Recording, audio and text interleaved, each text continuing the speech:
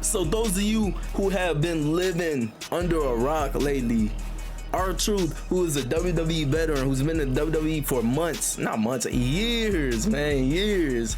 All right, a couple weeks back got released by the WWE just to get brought back a week or two later at Money in the Bank. And I'm about to tell you exactly why the rtruth release made WWE look stupid, look foolish.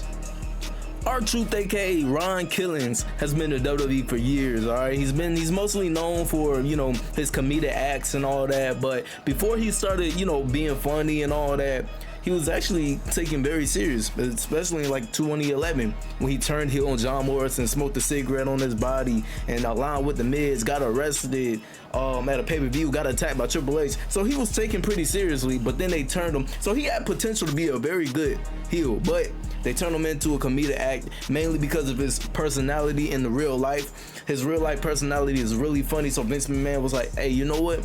I like your personality in real life. Bring your real life personality onto the TV screen. So they made him a comedic act on WWE. But it was all taken for granted, especially when Triple H took over. He started losing. He was losing a lot before then, but you know, he wasn't taken that serious. He wasn't taken serious at all when Triple H took over, man. Triple H put him in a Judgment Day. He got attacked by the Miz. So he was in all these, you know, good storyline angles where they could have did more with it, but just decided not to because, you know, it's rtruth, you know, like the Judgment Day storyline. It was a perfect opportunity for him to really get a real good storyline after he got attacked and kicked out and everything, but they just never followed up. Same thing with the Miz. Same thing with the Miz, man. That actually really like pisses me off to this day. After the Miz turned on them and they lost the tag team titles, John Cena turned heel.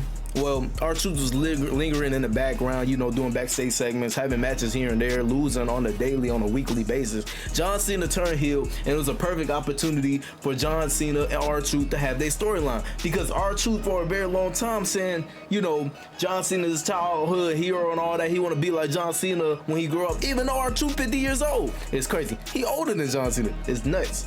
But you know, it was a perfect opportunity to do a storyline between them, so they did. They executed it good. rtruth ended you know, he interfered in the match at Backlash with Randy Orton and John Cena, which you know, built up a match between John Cena and rtruth, you know, at Saturday night's main event. So they did that. They executed that. The match was, you know, relatively, it was short, you know, but at the same time, it kind of needed to be, because John Cena rtruth to this day, or John Cena rtruth today, are not gonna put a 5-star classic on.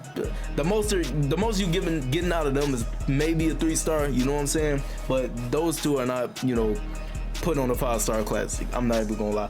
rtruth, as of right now, being 50-something years old, is a better in-ring performer than John Cena. It's because he's doing this, you know, way more than John Cena has been doing. John Cena's been on this part-time stuff, which I get. He has a movie career outside of WWE. He has other stuff to do. He don't have time to train every week like rtruth has time to do. He don't got time to perform every week like rtruth has. So it kind of, you know, makes me mad about how, you know, people say, you know, John Cena, you know, is a, you know, bad in-ring performer and everything, but dude is almost 50. He hasn't been training like that. But I'm not even gonna lie, to give y'all some credit, John Cena knew this year was gonna be that year to have a retirement tour. So he definitely should have, you know, like some months or maybe a year prior.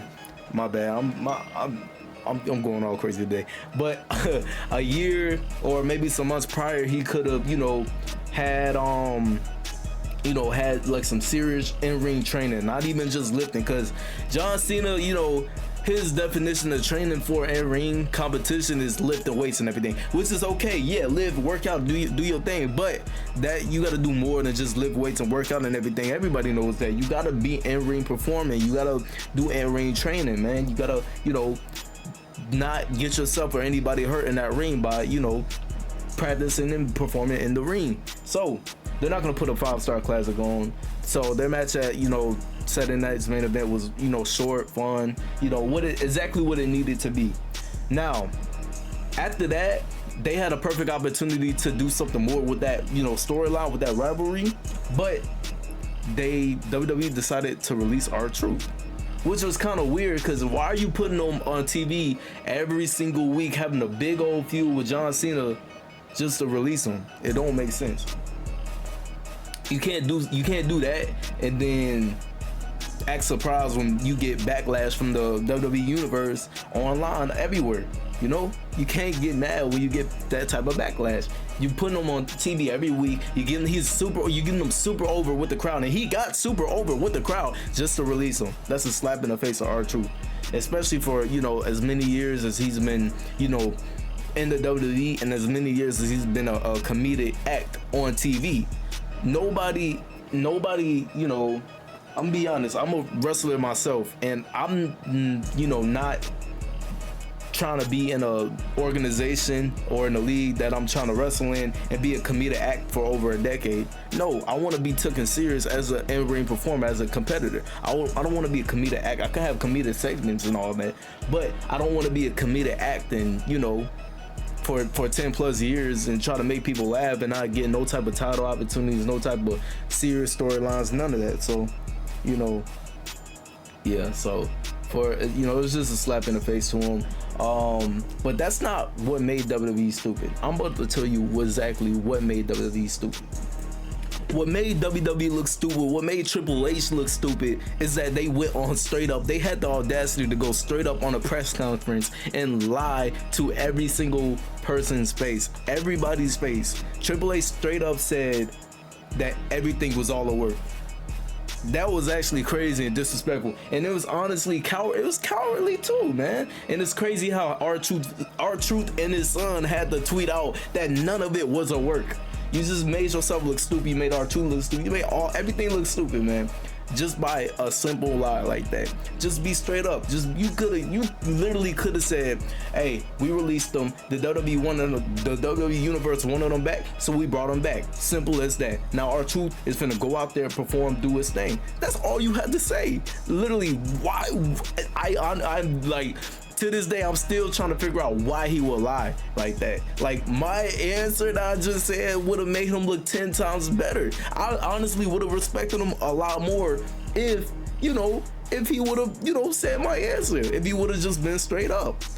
There was literally no point of lying. But I have been reading some things that said Triple H originally didn't even want him back. It was Nick Khan's decision in the first place. But even if it was Nick Khan's decision in the first place, you did not have to lie, honestly. So yeah, let me know your thoughts about this whole situation. Let me know if our Triple H was in the wrong, Triple H was in the right, if you are a fan of rtruth or not. Let me know all in the comments. I'm down to have a discussion. I'm down to argue with y'all. Like, comment, subscribe while I'm throwing these hands at y'all. Let's get it.